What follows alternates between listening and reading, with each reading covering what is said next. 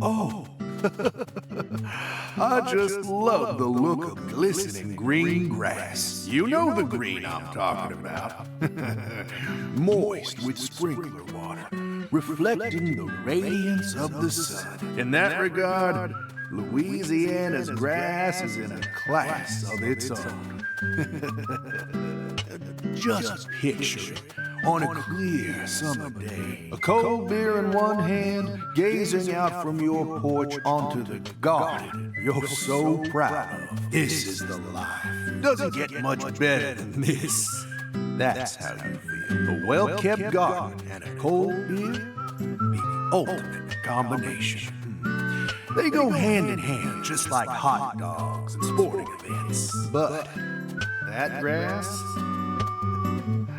it's got a bit of a nerve to it. It doesn't matter how many times you cut it down. It'll always keep coming back and turn your eyes away for a bit.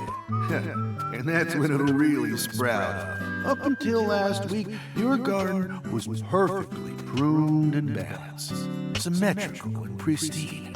But you wake up the next morning, and you can't even stand to look at what it's become. That's why people work so hard to cut their grass. Like it's some ordeal they've been tasked with by the big man in the sky. Oh. And it never ends. Understand me, Zach? If you want to stop cutting your grass, well, you need to either submit to its growth or force it to wither. That's all humans can really do. Hard work never really gets you anywhere in the big picture. Nothing but wasted efforts. You following me here? Now just be honest with yourself. Be honest, Francis Zach Morgan.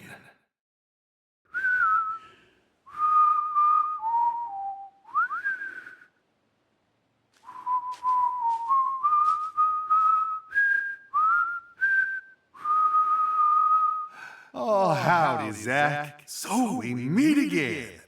Such a touching reunion. Like a little boy who was given up for adoption, finally reuniting with his true parents. Look, even little Willie here is beside himself with joy. Kaysen!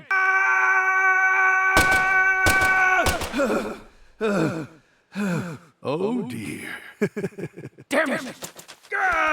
I'm gonna kill you!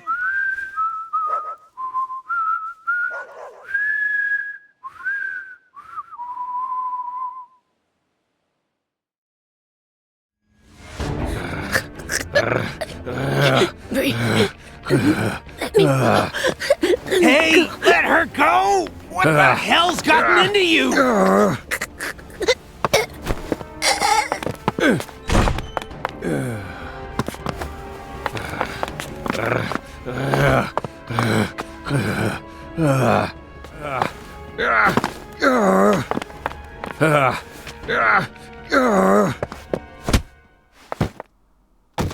Jeez, are you okay?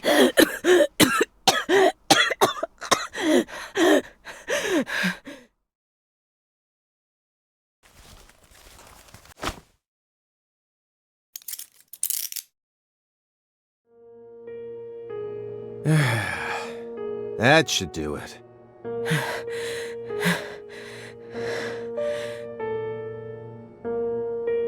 Well, no turning back now. How should we clean this up? I'm searching the room.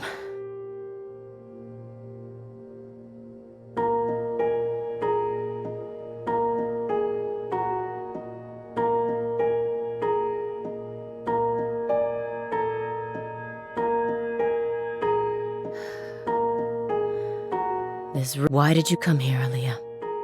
Remember the real reason you decided to investigate Morgan's house in the first place. We came here to find a missing girl.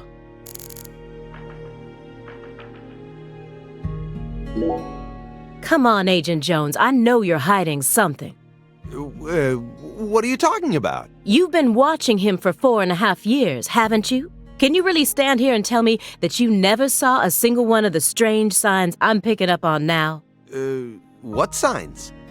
Deadly premonitions, preparations for kidnapping or terrorist activities, sexual depravity, violent tendencies, self-mutilation, or even just contacting a specific person periodically. Nope, nada. He doesn't fit any of that. You think I'd really ignore something that obvious? I may be a schlub, but I'm still an FBI agent. Then why didn't you do anything about this room? Or did you merely choose to ignore his abnormal proclivities? You want to know what I did? I did my damn job. End of story. I was outside the entire time. How do you expect me to notice a room like this from out there? It's as simple as that. At least it was, until you dragged me into this whole mess. Don't blame me just because your big investigation ended up leading nowhere. Then tell me the truth. After seeing this room, can you really say that man is in his right mind? He kept this room a total secret from you for over 4.5 years. No normal human is capable of such a feat. Only a true genius. Or a true monster. Can you really guarantee that he won't try anything if we just let him go here? Well... Then you need to help me. Find some sort of evidence that we can use to make him reveal what he's plotting. Okay.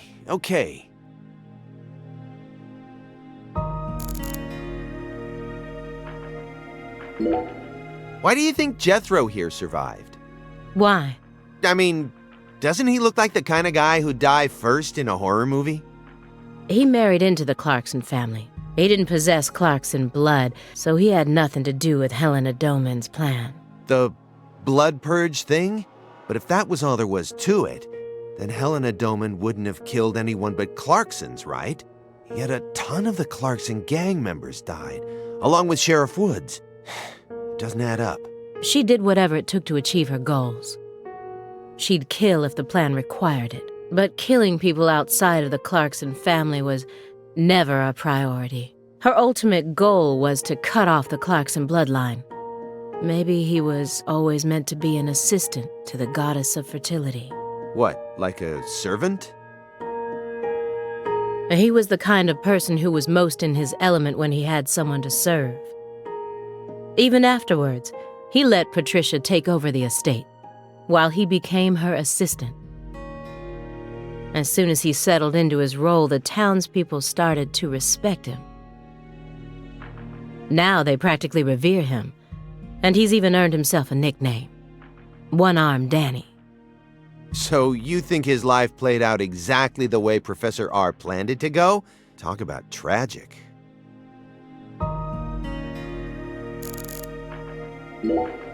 I was so positive, but she isn't here. There is something about this room, though. Agent Jones, what do you think? Me? I'm not as smart as you. Why are you even asking me? Are you hiding something? Of course not. Knock it off. Me? Hiding something? Ha! That's a good one. Come on. I got nothing to hide.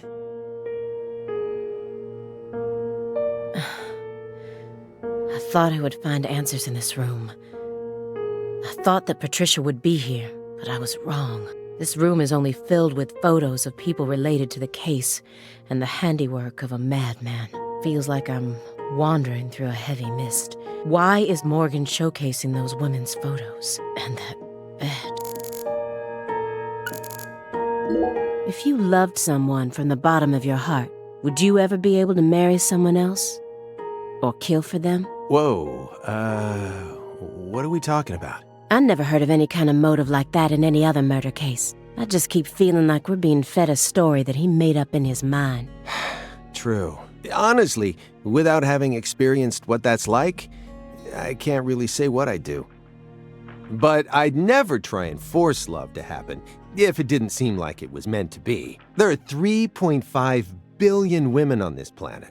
There's got to be more than one specific person who anyone can fall deeply in love with, right? But what if we were talking about pizza, not women?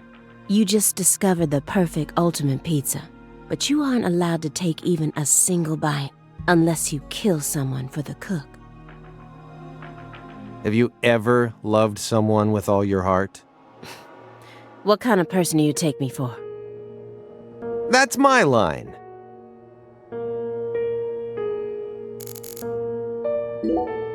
The one who took her in after the incident was Daniel Clarkson, the next in line to succeed the Clarkson family. He's the one that ended up raising her from that point onwards. Isn't fate strange? In the end, two people who were completely unrelated by blood ended up inheriting that house. Yeah, you're right. But sometimes I wonder, what is family anyway? Go back far enough, we're all strangers to one another. We're talking countless generations, marriages and birth, you know. Humans love to deify the rules they create. It's almost like that's been an unwritten law from the very start.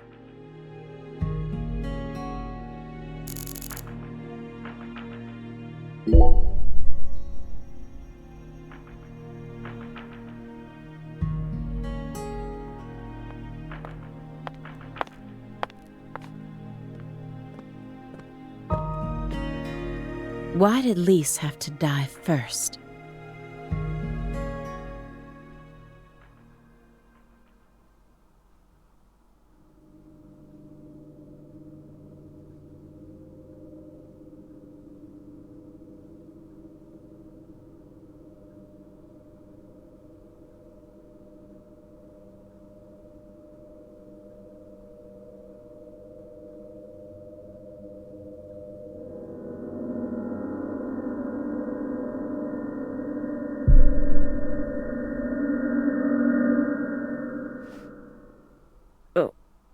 What is this?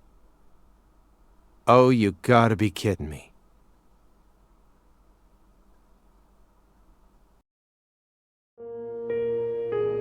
This room paints such a bizarre picture, but upon closer look I can see some strange sort of pattern to it all. Was Morgan trying to recreate something with all this? If so, there must be a reason for all of these weird and hideous things.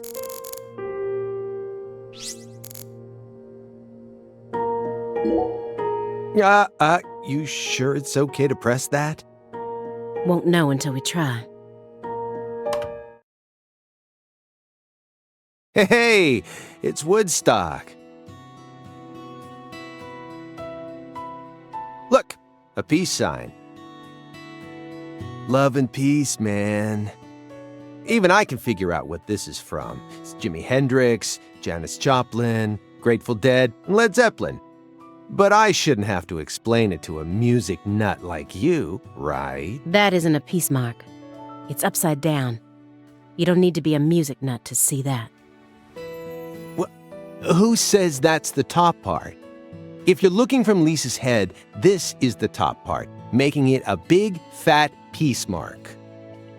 No, this is the ground. Where's your proof? The red seeds. Seeds go in the ground, right? That makes this wall the bottom. Lisa's head is clearly at the top. Period. Also, Agent Jones. Led Zeppelin never played at Woodstock.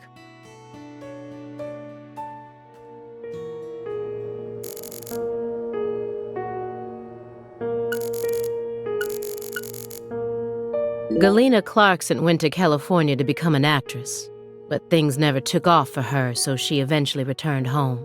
Then she murdered her own daughter and ended up like this. Where did she go wrong? She did manage to appear in a few movies, right? Not as any characters with actual names, and never with much clothes on. So that's the only value they saw in her, huh? Sorry, that was insensitive. It's an everyday occurrence in that world. She was also bullied a lot. Bullied? How? They'd cut up her costumes, her scripts, and even her own clothes. Everywhere she went. Then, after 3 years of that, her stylist chopped off a chunk of her hair. By accident. Are you kidding me? I did a little investigating on this. In the end, a self-titled big cheese producer tricked her. She almost ended up going into porn. Not hard to imagine what would have happened after that. One witness said that after returning to Le Carré, she refused to use scissors to cut anything.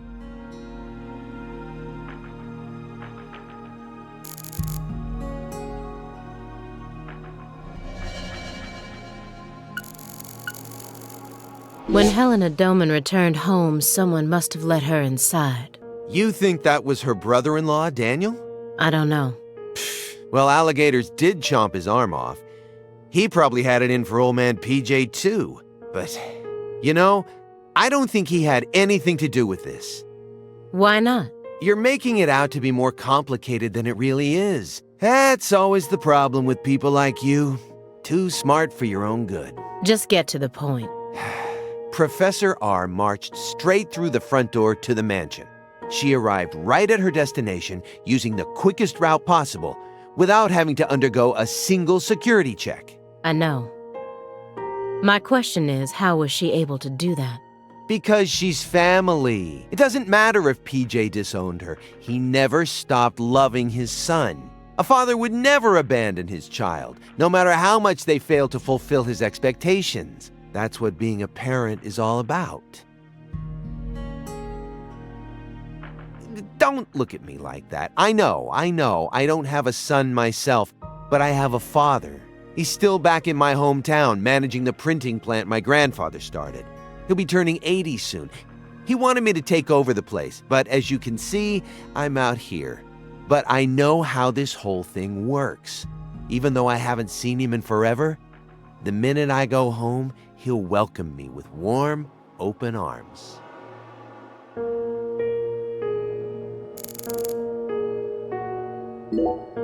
What's that? A hunting trophy. A brown bear. With a dragonfly eye patch. Why is it smoking a cigar? It's probably supposed to represent Philip J. Clarkson's body.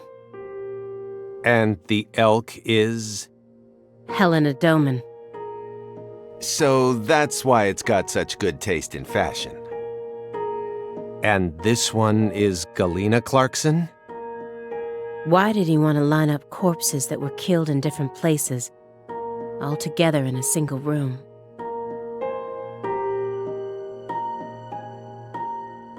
Red seeds? He's representing a human with a hunting trophy made from an animal. I feel like I'm looking at a piece of modern art done in really bad taste.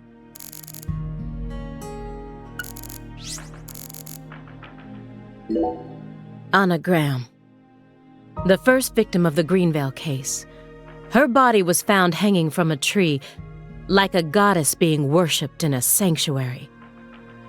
Meanwhile, Lise Clarkson was found on the bank of a river in an area that had been fashioned into an altar. The person who gruesomely ended the life of that young woman must be brought to justice. I completely agree. They both still had their whole lives ahead of them. The Le Carré case and the Greenvale case. According to my investigation, the one key that links both cases is Francis Zach Morgan. But if we look at the cases from his point of view, we see one more connection. The red seeds are also present in both cases. I believed that he was the one who brought them to both towns. But maybe... No, never mind.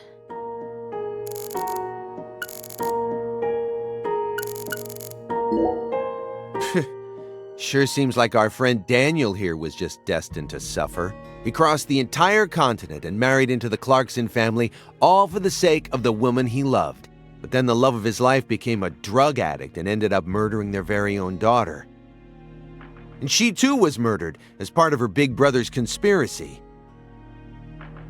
Finally, in order to prove that he could take responsibility for the family, he gave up his right arm to his father-in-law, who got blown to bits soon afterwards. And to add insult to injury, all the inheritance went to PJ's secret heir. If I had to go through all that, I'm pretty sure I'd go crazy. I don't know. What do you mean? He found someone he loved so much, he moved across the entire continent just to be with her. That's beautiful.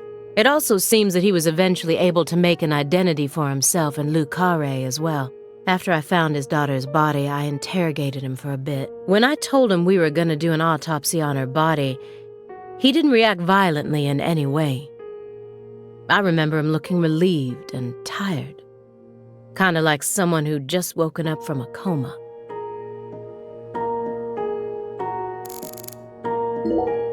She planned a string of murders all in order to restore the Clarksons to their former glory, right? Yeah. According to Morgan's story. Matches up with the files, too. But the only proof of that is the confession she privately gave to Morgan just before she died. Galena Clarkson was also murdered immediately after she confessed. Don't you think it's all a little too convenient? Well, story-wise, yeah. And the sacrifices.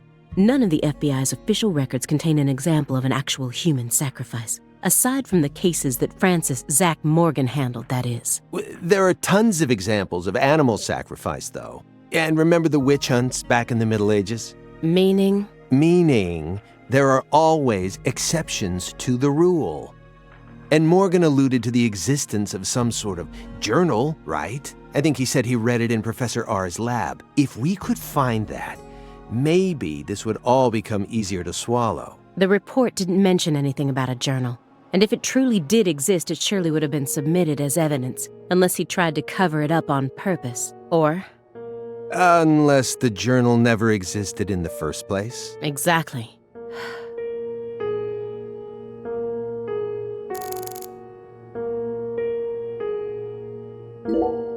He was taught how to rule as a child, never confided in anyone, and married for purely political reasons. Then he prospered so much that he became powerful enough to rule an entire town on his own. But in the end, his own child betrayed him and ended his entire clan in a series of violent deaths. If that was your life, how would you look back on it? Yeah, beats me. I wasn't born into a rich family, nor was I ever taught how to rule. And for what it's worth, I've also never knocked up a young ex-actress. But I guess the one thing we can say is that any good life needs balance. Get too hung up on one thing and you lose sight of everything else. And if you betray someone, you'll get betrayed too. Someone thinks they can step all over people and then live out the rest of their life in peace. They're fooling themselves. We always get to see how those people end up in our line of work. In the end, they die horrible deaths. That is why pizza is the only thing I trust. Pizza never betrays you. This case took place in Lucare and centered around the Clarksons. Oppressive authority, cross purposes, madness, and love. But Katrina took the truth along with many innocent lives and buried it all at the bottom of the swamp. But there's one truth that can never be washed away. This all started with the death of a young girl. Why did she believe what Professor R told her? The whole blood purge story. There's no way anyone in their right mind would ever believe that. You got a point. No matter how badly all the bullying must have broken her heart. I just find it too hard to believe. Don't you? Yeah, but you shouldn't think too hard about it. Why not? Human beings don't make sense. We always do things that can't be explained with common logic, especially when it concerns our parents, children, and siblings. That doesn't satisfy me. No matter how irrational an action may be, I want to know exactly why that person made such an irrational decision. Otherwise, what hope do we have? You're never going to be in a situation where everything makes perfect sense. Just stop sticking your nose so deeply into everything. That's my advice, as an old guy who's lived twice as long as you. You and I are nothing alike. You decided to give up on your life and spend the rest of your time on Earth sitting around and playing Sudoku.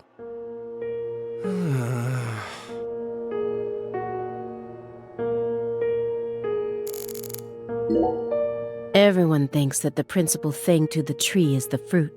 But in point of fact, the principal thing to it is the seed. Now I know why Lise Clarkson was murdered first. Lisa's death was Professor R having second thoughts. According to Morgan, her plan was to perform parricide and filicide, then commit suicide. Those were the 3 deaths necessary to complete the ritual, remember? Which means she technically could have killed Patricia first. That would have been the best way to delay any interference from the Clarksons themselves. The reason she didn't kill Patricia first is because Lena was actually following a different plan inside her own mind. Or perhaps she merely changed her plan as she followed through with it. At some point, new emotions started to take root within her. She had second thoughts about something. And in order to shake those off, she used Galena to kill Lise first, in order to cut off any possible escape. But that only made her plan move ahead quicker than she could have ever imagined, which forced her to rush right up to the end with those misgivings always in the back of her mind. Huh? Wait, hold on. Yeah, you lost me. What are you talking about? In other words, at some point, Helena Doman decided that she wanted to make Patricia the next heir. The blood purge wasn't for the goddess of fertility. It was for their daughter, Patricia. Wait, are you saying Helena knew from the start that Sheriff Woods would die with Candy? That's the only explanation I can think of. Huh. Remember, this is only assuming that everything Morgan told us was true. Until I can trust that man, this is all nothing more than conjecture. Considering how insane this all is, it sounds perfectly believable to me.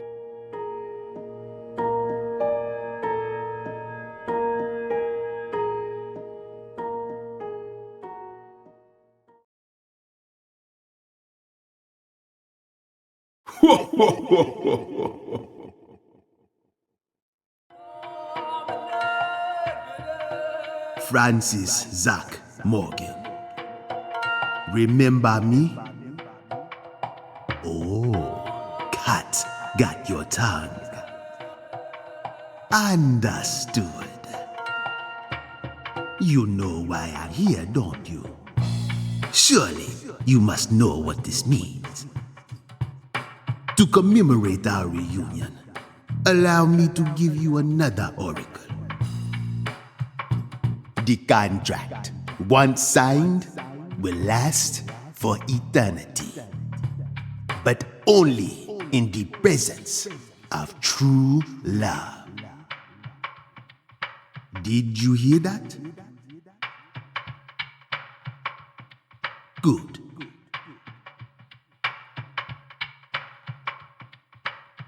It's been a while since I felt this.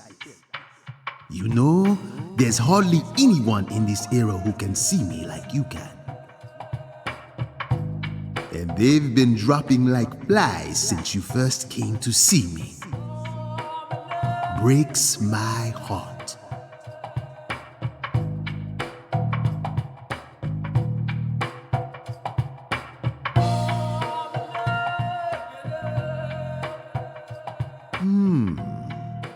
We don't have much time. Do you have any questions for me?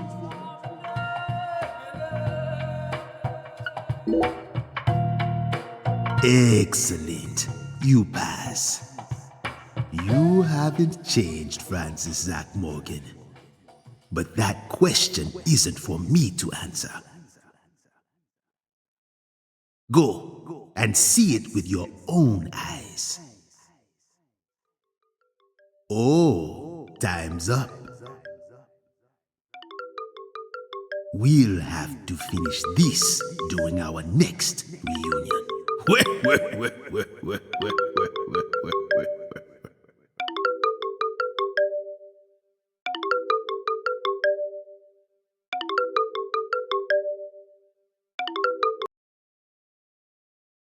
Oh, this is bad.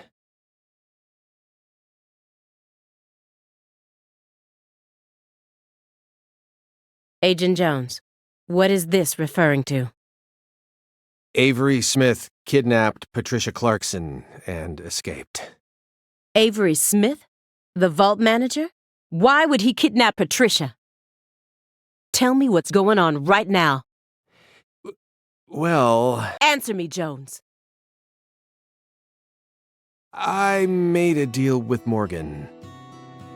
Back when he took me to the bathroom. What? What? Morgan said something to me. If we want to find Patricia, we need to look at Avery Smith. Have you lost your mind? What he said made sense.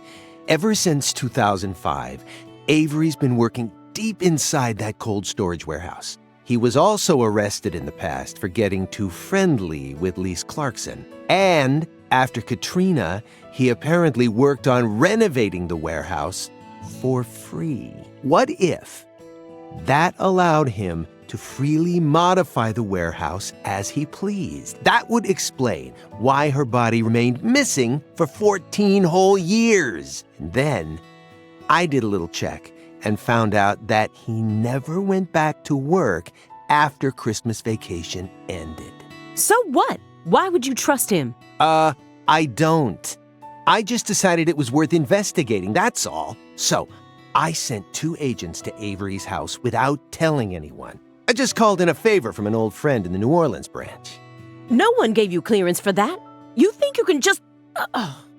But what if Morgan's telling the truth? If he is, we're both gonna look like total clowns. Clowns who went barging into a former agent's house on completely unfounded suspicions. HQ will have a field day with us. They'll string us up as the 2 dumbest agents to have ever graced the field. I just wanted to take some precautions. And besides, if he is lying, it's still no skin off our backs, right? If things work out, we'll end up solving a difficult case that's been driving everyone crazy. Imagine that, you and me, just the 2 of us, solving a case like this. I'll be able to jump ship on this crappy job. And you'll be able to freely investigate all things Saint Rouge, just like you've always wanted. Besides, you know that Morgan is Director Abraham's favorite. Even if we get into some sort of trouble, if Morgan testifies to Abraham's for us, we'll totally be in the clear. I don't care. This isn't the way things are supposed to be done. Well, I'm sorry, but I had no other choice. You were so engrossed in this, and come on, you know how I am. Besides, saving the hostage should take priority above all else. There's no time for squabbling. We need to find Avery Smith no matter what it takes. But how? Well... Thanks to your heroic maneuvers, we just lost our suspect. I know, but... I know how to find him. I should be able to see the other world, the way I am now. Just let me go, please. Morgan? It's okay, my fairy. I know I can convince them.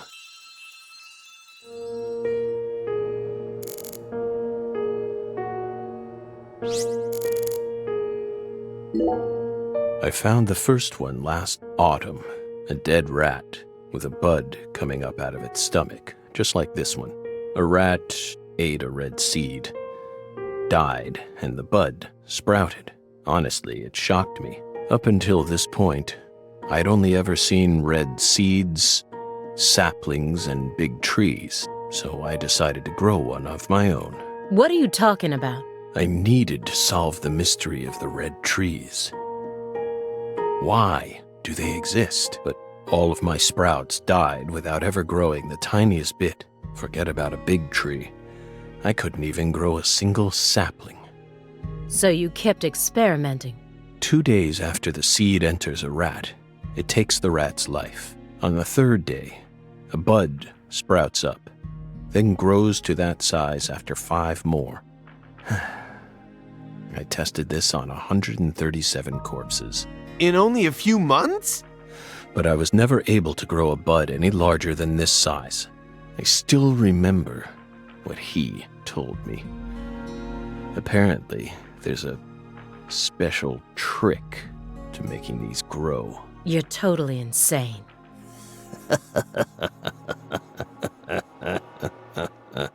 Maybe.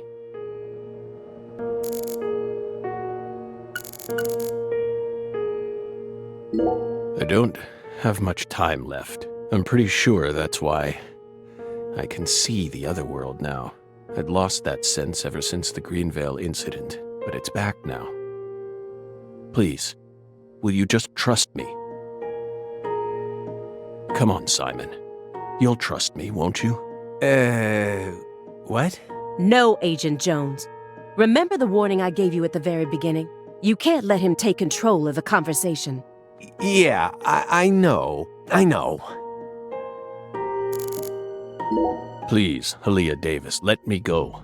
This is our case to finish. No, you aren't an agent anymore. You don't know how to find him. Neither of you ever could. Oh, I'll find him. I swear on my pride as an active agent that I won't give up until I do. That won't get you anywhere. It's beyond you. Shut up! You think we can't find him, but you can. Just how stupid do you think we are? If you want us to believe you, then it's about time you showed us some proof. Hey, Belle. Your hypothesis was pretty much on the mark. Last week, I went back to Lucare. Then I bought a used car and got on a train in Trenton. But not for the reason you think. I wasn't stalking Patricia. And I'd never try to kidnap her. Then why would you go there? Why would you risk so much, especially since you knew that you were under surveillance? Because, once again, I'm chasing Sang Rouge. Sang Rouge? Even after I quit the FBI, I continued to study the red trees on my own. And now, I've come to the conclusion that those red seeds and Sang Rouge both come from the same roots. I also found proof that someone's inherited the original recipe. That's why I flew to Lucare, to confirm my suspicions. But I was more powerless than I ever could have imagined. I couldn't move like I used to. No badge, no gun. So, after wandering aimlessly around town, I swallowed down my torment and my weakness and left. You expect me to believe that? I know you've got it in you. What's that supposed to mean? You found Lise Clarkson's body. The one thing I never did. And only a few days after discovering the body, you came to visit me. You should be fully capable of discerning that what I'm telling you is the truth. Talking much about oneself can also be a means to conceal oneself. You can't trick me.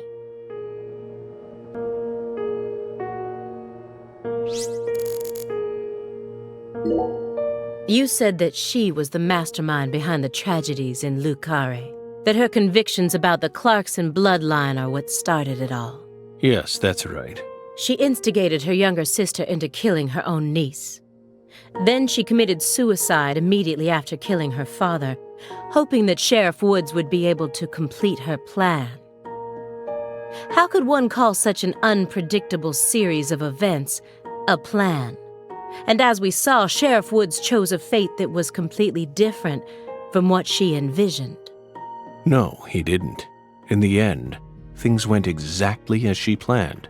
What do you mean? At a certain point, she realized that her plan was wrong, so she tried to adjust things, using me as a pawn.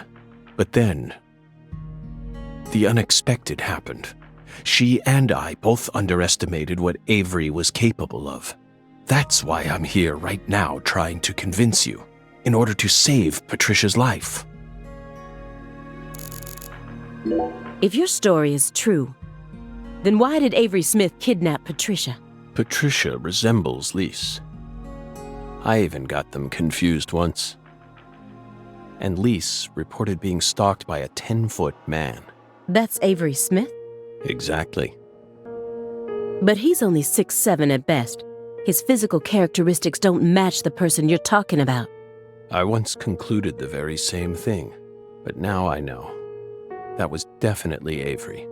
He protected Lisa's body for the past 14 years, until you discovered his sleeping beauty. So after losing Lisa's body, he kidnapped Patricia as a replacement? That's ridiculous.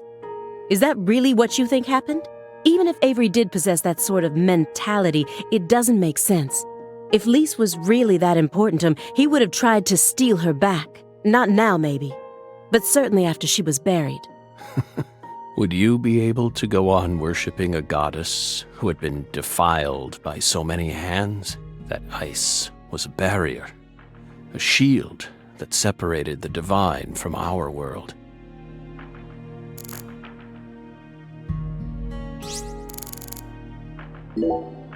When I first met P.J. Clarkson, how did I feel? I just thought, oh, so this is what it feels like to be in the presence of a truly powerful person. He had a very unique aura. as if he had surpassed the realm of good and evil. It's the kind of feeling you get when you come face to face with a legendary actor or an influential politician. So I was also able to sense the deep darkness that trailed behind him. The brighter the light, the darker the shadow. The more he shined, the more the people around him had to squint to shut out the light. The heat was just so intense that it forced people to shut up their hearts in order to keep from burning up. But Patricia was different. She greeted travelers with a warm embrace, like the real sun. I'm going to save her, even if I need to walk through a bullet to get there.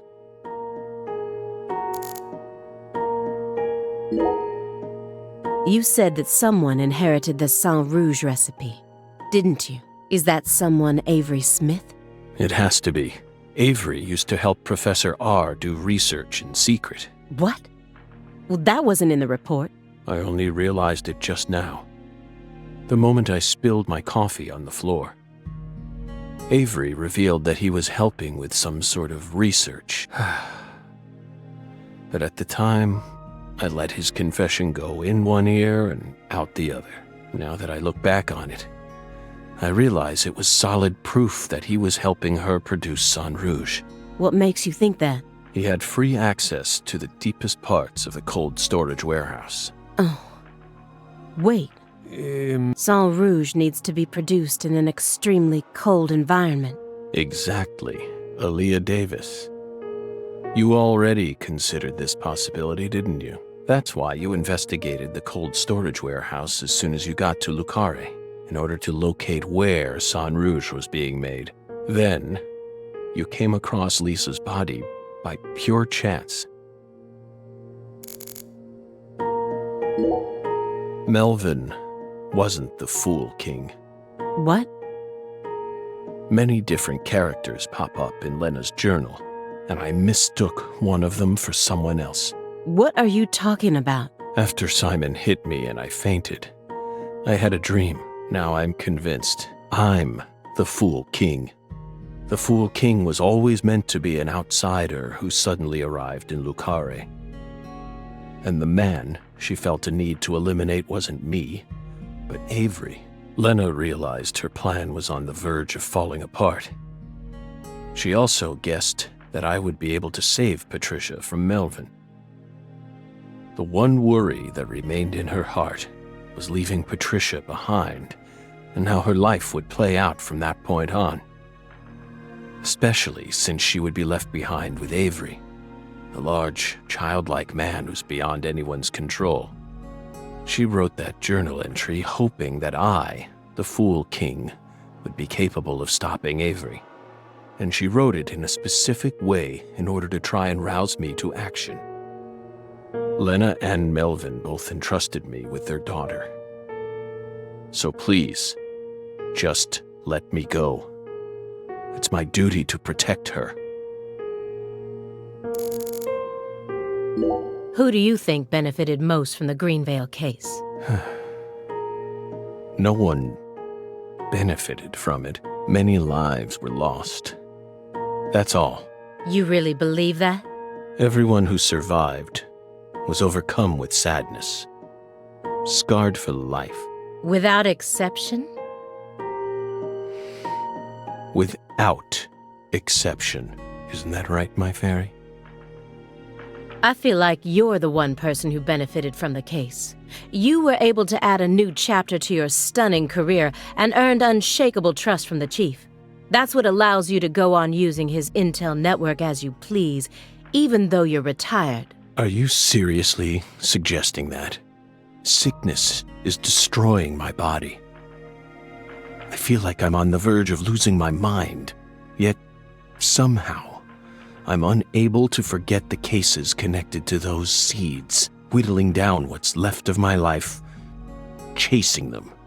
You really think I'm doing all this for nothing but self-interest? Is that really what you're saying? I understand what you're trying to say, but it's too perfect. It's too perfect, just like that report of yours. How could you come to such a detailed conclusion after spending years shut up in this room? It doesn't make sense. The only possible explanation is that you're bending the narrative in the direction you want it to go. Why do you think I left the field for 2 years after Greenvale? That case cost me not only my best friend, but also my special talent. I never thought I'd lose something like that. But ever since then, I've been unable to solve cases using that method. Metaphysical offender profiling. I tried everything I could think of to regain my lost talent, but it never came back to me. That's why I quit working for the FBI, and without anywhere else to go, I simply spent my days seeking truth, searching for an answer I'd never find. So time continued to cruelly pass me by, until finally, a disease started eating away at my body. I thought it was all over for me. But about half a year ago, I finally reached my conclusion. Everything started with the red seeds. He and I encountered these seeds long before we reached Greenvale. Under the seething, mind-melting sun of Louisiana. Then, for some reason, in the beginning of December, I finally regained my talent, and instantly, I could see the other world again. Get it? Through allowing the cancer cells to ravage my body, I regained the power to travel to the other side. This is the only answer, Aaliyah Davis. Truth is a surprise, born from coincidence and an unknown power.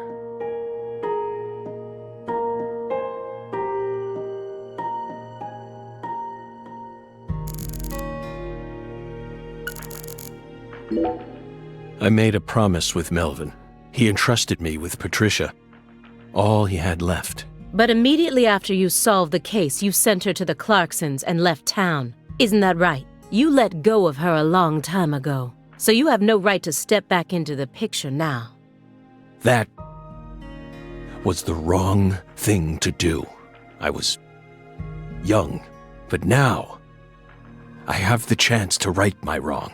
You can't be serious. You can barely stand up. Hey, Aaliyah. I know, Agent Jones. I know I'm stepping over the line here. I just want to make it clear that we can't trust a word of what he says.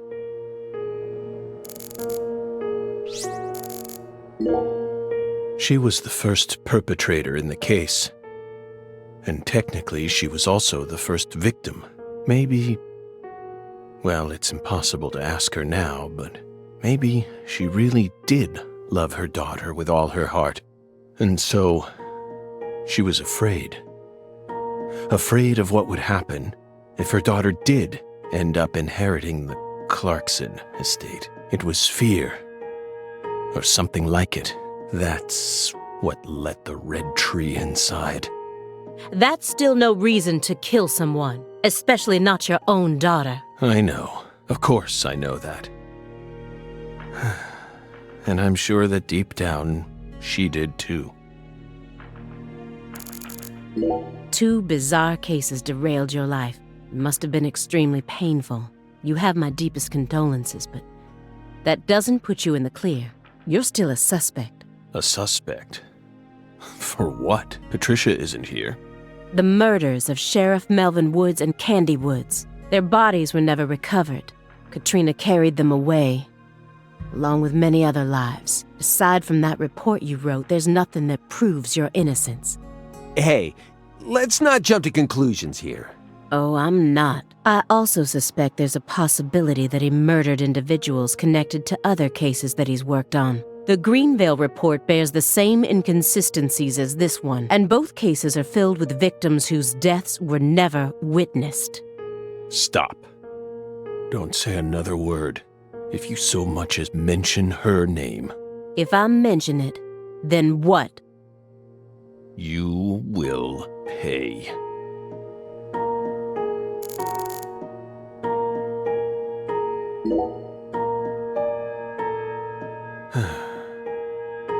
Bell. No. Special Agent Aaliyah Davis. You're exceptionally talented, I admit it. You found Lisa's body, then discovered the red seeds all on your own. You even noticed that there was someone else in this room. You've got amazing intuition. You're a hunter with an extremely keen sense of smell, but you still can't perceive the other world the way you are now. That's all there is to it.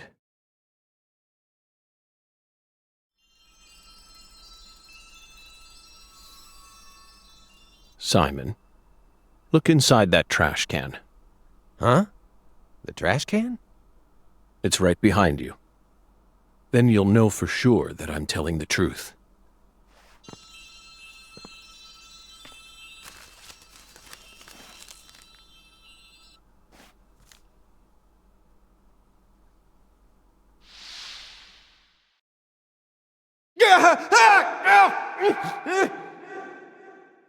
We told you not to touch the sanctuary!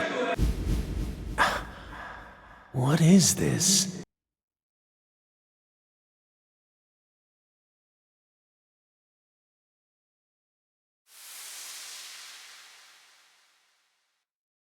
What's on that receipt? What is it, Agent Jones? F.K.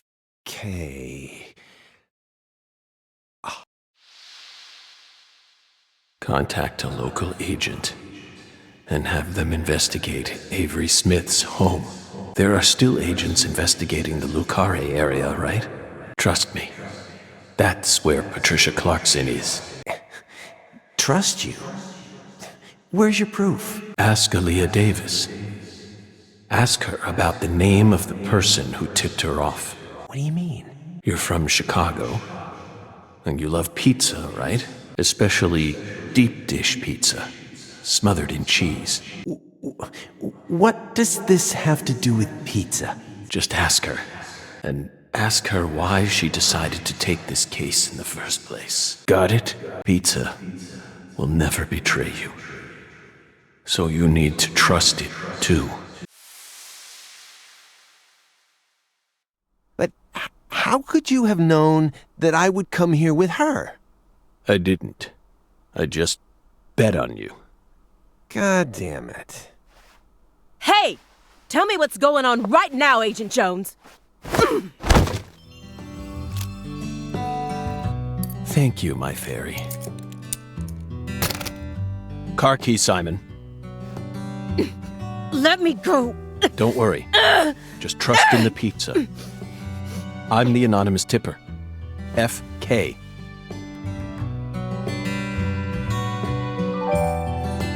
It's on the corner of 3rd Street. A 69 Pontiac GTO. You've got excellent taste. Lend me your gun, too. Agent Jones! Don't you see what you're doing here? This is a severe obstruction of justice. You're violating the FBI code. Yeah, Aaliyah, I know, but pizza will never betray me. Pizza? Tell Abrahams to prepare a private jet for me at the airport. I know Robert won't turn his back on me. Wait, Morgan, are you serious? The chief would never lend out a private jet to a civilian like,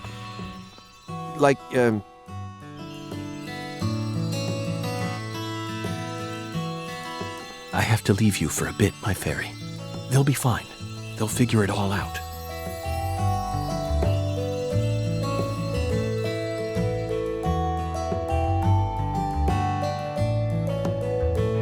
York, can you hear me? I'm going to go finish the job you started. That makes us even, okay?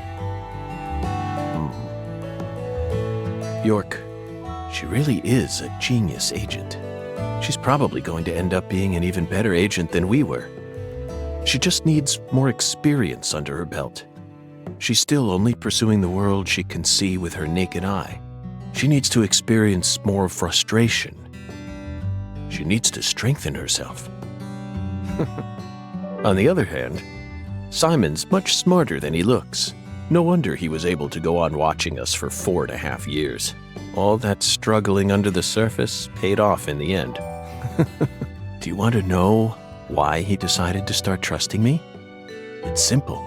It's all because of the name I used to send the tip to the FBI. It's the name of that pizza parlor, the Chicago-style place with those trademarked crimson boxes. Franklin's Kitchen. FK. Yet again. They've got the best deep dish pizza in the area. Both Simon and I love that place. That's why I told him, pizza will never betray you. Will it, York?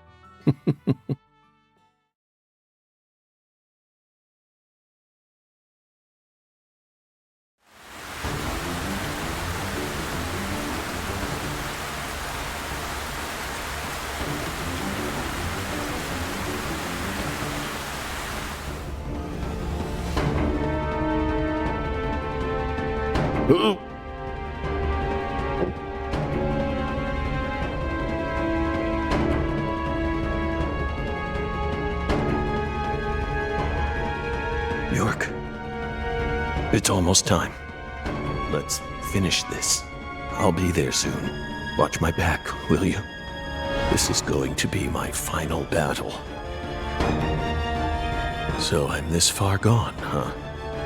But unlike 14 years ago, I feel more at home in this world now.